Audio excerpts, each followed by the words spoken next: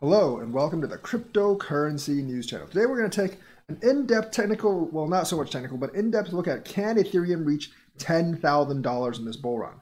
My initial answer is going to be, it's going to be hard, but it's definitely possible. And we're going to do this based on like several market caps of Bitcoin and Ethereum, what type of like percentage of the market it actually needs to breach to get to that the $10,000 mark. Let's look at the supply of Ethereum.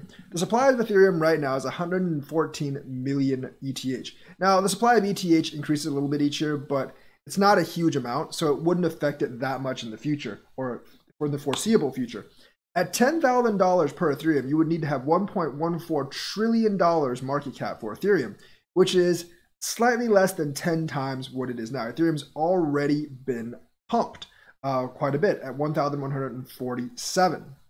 Now, let me remind you, like the $127 billion market cap is around what Bitcoin is around Bitcoin's market cap really before it started seriously surging. Last time we actually were in like beginning of November. This was Bitcoin's market cap, beginning of November 2017. So that was before Bitcoin actually surged. So the Ethereum versus Bitcoin supply. Ethereum obviously has about 6 times the supply that Bitcoin has. So each Ethereum should not be worth as much as each Bitcoin, but it should. But it doesn't really have to be. And I think Ethereum honestly has potential to actually outstrip Bitcoin in market cap. Maybe not this time, but maybe next time. And I think it could actually be pretty close once everything is all said and done. That Ethereum could actually get to 50% or more of Bitcoin's market cap. I mean, you have DeFi, which isn't on Bitcoin, it's on Ethereum, mainly because Bitcoin right now can't do smart contracts. I know there's like third-party stuff that wants to make Bitcoin do smart contracts, but right now Bitcoin cannot do smart contracts. Ethereum, although slow, still at the base level has 2 times Bitcoin's speed. So if Bitcoin's going to jam up, Ethereum will jam up twice. Ethereum can handle twice the bandwidth. Plus, there are Ethereum scaling solutions. There are Bitcoin scaling solutions too, like Lightning, but there are more Ethereum scaling solutions, and some of them, like Matic, can actually handle smart contracts.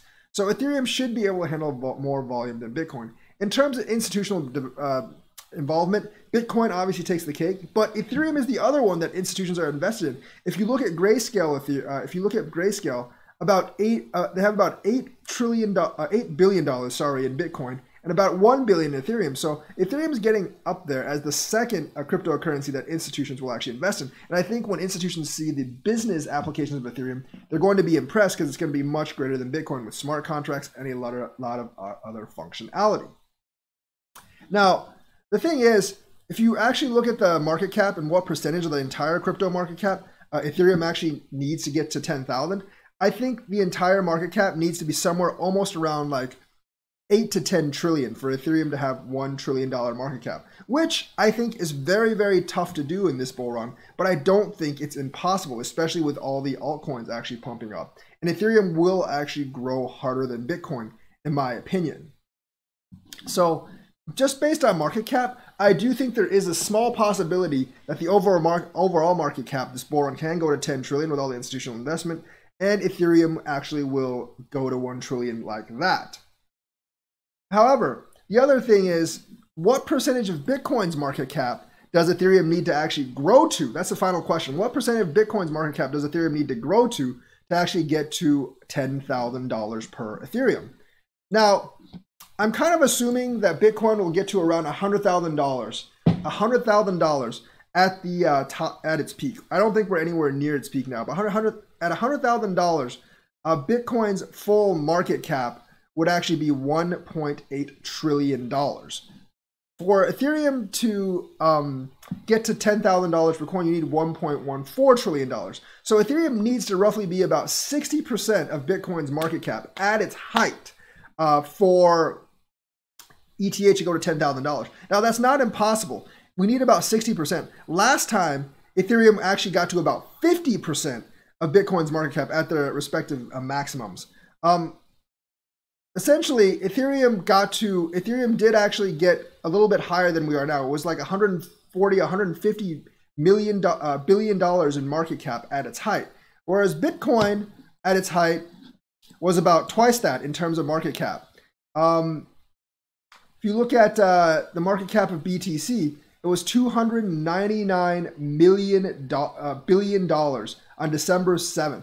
And Ethereum in January actually reached about $115 billion. So it was slightly less than half, maybe more like 40%. But all we need is around 60% of Bitcoin's market cap for Ethereum at its height for Ethereum to reach $10,000. And since I do think Bitcoin's going to $10,000, and I do think that Ethereum will rise more than Bitcoin, it's very, very possible that instead of 40% of Bitcoin's market cap for Ethereum at its max, it'll be 60% of Bitcoin's market cap at its max, which would actually put Ethereum at $10,000. Now, all these things have to play out. Bitcoin has to reach 100K, and we have to get to 60% of Bitcoin's market cap. All this while most institutional investment is still in Bitcoin. But because of Ethereum's applications and the fact that some institutions are investing in Ethereum, I do actually believe this is possible. So I give it maybe like